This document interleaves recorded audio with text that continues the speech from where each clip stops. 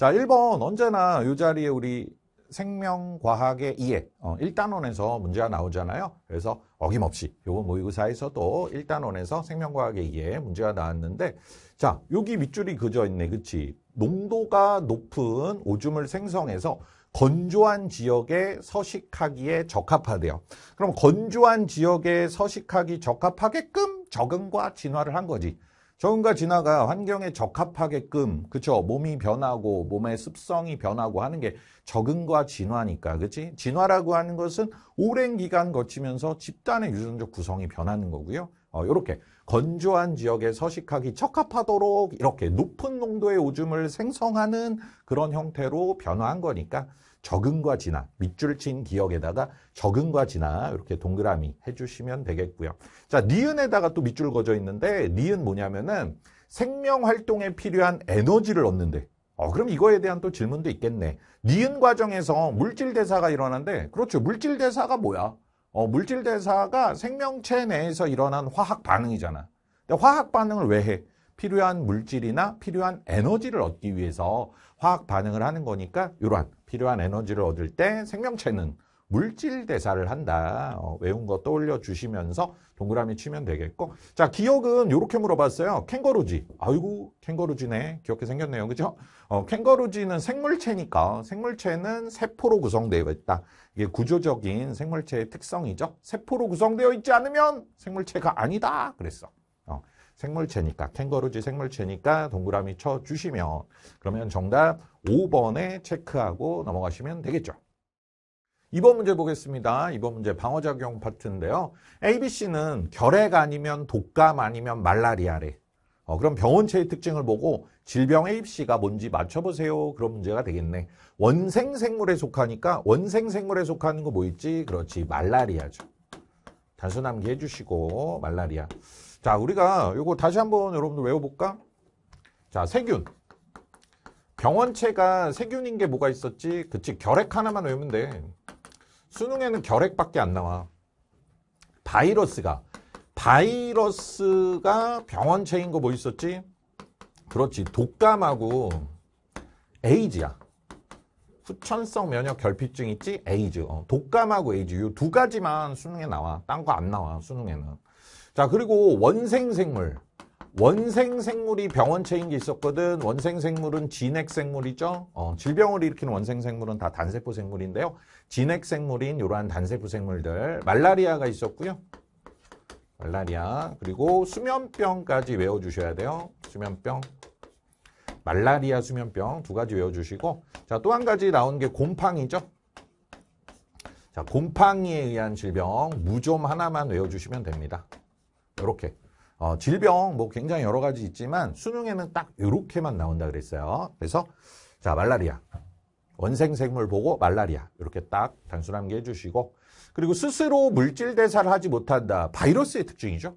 그럼 이 중에서 바이러스가 병원체인 거 독감 하나밖에 없으니까 독감 써주시고, 그럼 나머지 하나가 결핵이니까 요 C가 결핵이 되겠죠. 그렇죠? 이렇게. 자, 그럼 질문에 대답해 볼까요? A는 모기를 매개로 전염된다. 그렇죠. 말라리아니까.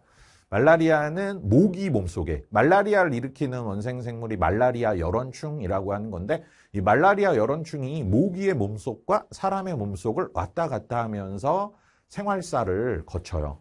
그래서 모기가 사람 피 빨아먹을 때 있잖아. 그때 모기 체액 속에 들어있던 말라리아 열원충이 사람 몸속으로 들어와서 사람의 간세포와 적혈구를 공략하면서 고열에 시달리게 하는 그런 말라리아라는 질병을 유발하죠. 그래서 말라리아, 모기를 매개로 전염된다. 동그라미 쳐주시고요. 자, B는 결핵이 아니라 독감이었죠. 바이러스니까. C의 병원체는 세포 분열을 통해 증식한다. 그렇죠. 세균이니까. 결핵은 뭐야? 결핵. 그렇지. 결핵은 세균에 의한 질병이니까 세균들은 단세포 생물이면서 이분법, 분열법이라고도 하죠. 세포 분열에서 개체수를 늘리는 그러한 생식 방법을 가지고 있습니다. 세포 분열을 통해서 증식한다. 세균의 특성이니까 기억과 디귿 정답 4번에다가 체크하고 넘어가시면 되겠습니다. 3번 문제 보겠습니다. 생태계에서 나온 문제인데요. 에너지 효율 가지고 문제를 만들었네요. 자, 문제에서 로마자 1번과 2번이 생산자 아니면 2차 소비자라 그랬고, 그리고 3차 소비자의 에너지 효율이 20%라 그랬잖아. 자, 그럼 우리 에너지 효율 어떻게 구하지? 그렇죠. 에너지 효율은 공식 다시 한번 써볼까? 절대 잊어서는 안 되는 공식이죠. 자, 에너지 효율을 퍼센티지로 쓴다. 그러면 이렇게 하면 되겠죠. 전 영양 단계. 전 영양 단계가 보유한 에너지 총량. 에너지 총량 분의 현 영양 단계가 보유한 에너지 총량이죠. 현 영양 단계가 보유한 에너지 총량입니다. 퍼센티지로 나타내려면 곱하기 100 해주시면 되겠죠? 자, 그럼 여기서 3차 소비자 에너지 효율이니까 현 영양 단계가 3차 소비자가 되겠고요. 이전 영양 단계가 2차 소비자가 되겠습니다. 자, 그럼 3차 소비자의 에너지량이 지금 얼마로 나와 있어요? 그렇죠. 3으로 나와 있죠. 그럼 여기가 3이 되겠고, 그러면은 5분의 3 곱하기 100을 해야 20%가 되겠습니까? 그렇죠. 20%가 5분의 1이니까 15가 들어가야 되겠죠. 즉, 2차 소비자가 가지고 있는 에너지량이 15가 와야 되겠다. 그런 얘기야. 그럼 여기서 15가 될 수 있는 건 뭐밖에 없어? 그렇죠. 여기 물음표 자리밖에 없죠. 물음표 자리에 15를 넣어주시고 얘를 로마자 2번을 2차 소비자라고 해주시면 나머지 하나가 자동적으로 생산자가 되겠지. 1번과 2번이 생산자 아니면 2차 소비자라 그랬으니까 1번이 생산자가 되겠습니다. 요렇게 빈칸 채워주시면 되겠고. 자, 그리고 여기 지금 요 모식도가 나왔는데 총 생산량을 나눠놨어요. 총 생산량은 우리 5가지로 나누잖아. 호피곤학생 이렇게 5가지로 나누는데 피곤학생이 순생산량인데 피곤학생을 이렇게 순생산량 하나로 나타냈어. 그럼 A가 뭐야? 그렇지, 호흡량이 되겠지. 근데 우리가 항상 중요하게 외워야 되는 것은 이 호흡량이 누구의 호흡량이라는 거, 그렇죠, 생산자의 호흡량이라는 거, 중요한 거, 이런 사실은 잊지 말고요. 다시 기억해 주시고요. 자, 그럼 답 찾아보자. 1번은 생산자다. 맞네. 2번의 호흡량은 A에 포함된다. A는 누구의 호흡량이라고? 생산자의 호흡량이야. 2번은 2차 소비자니까 2차 소비자의 호흡량이 A에 왜 포함돼? 말도 안 되는 얘기지. A는 뭐다? 생산자의 호흡량이라는 거. 중요한 사실. 디귿. 2차 소비자의 에너지율. 2차 소비자 에너지율이니까, 자, 2차 소비자 전 단계가 누구야? 여기 있다 해볼까?